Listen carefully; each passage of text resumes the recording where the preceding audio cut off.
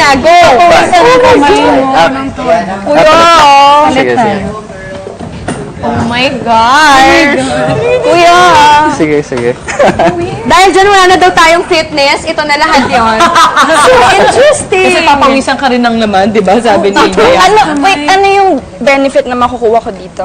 The best, Alaman naman muna tayo. maganda dito, it's an anti-budol-budol na. Kasi once na, naramdaman mo na yung pakiramdam ng trance or hypnosis, malalaman mo na, uy, parang ganito din yung naramdaman ko na.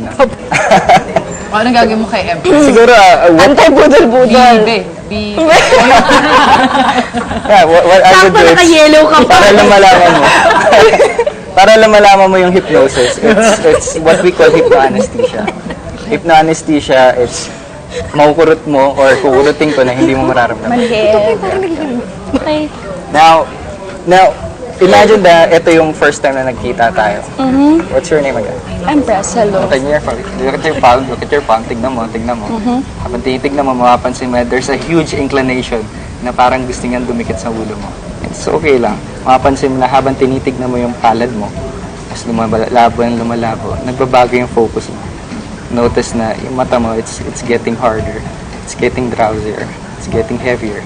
Heavier and heavier. Mapapansin mo na there's a huge tendency na parang gusto lang nitong dumikit.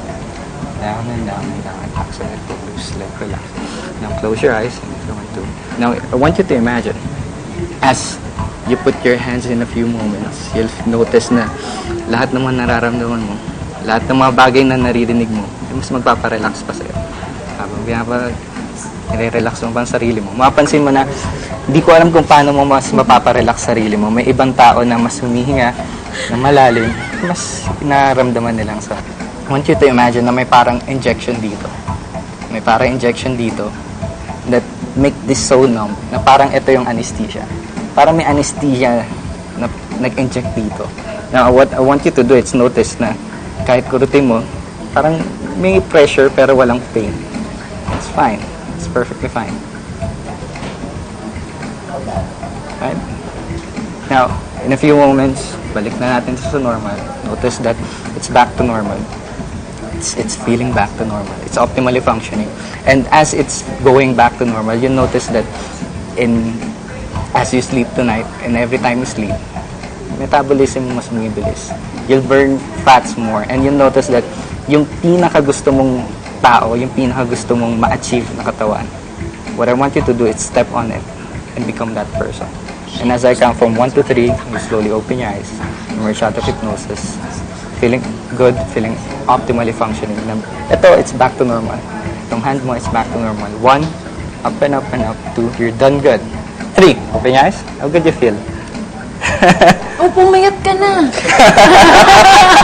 Sino nasa isip mo? Si J-Lo ba? Hindi, si Megan Fox. By the way, if you didn't notice, pakita ko lang may kurot ako. Bakit? Ka nagkakurot. Yung kanina, ginagawa ko, kinukurot ko na, just para lang malaman nyo na, kasi di ba kapag kinurot ka, imposibleng hindi ka gumanon eh. Seryoso, kuya, kinurot mo ako. Sorry. Ano, papayat ka naman talaga. May heart talaga siya.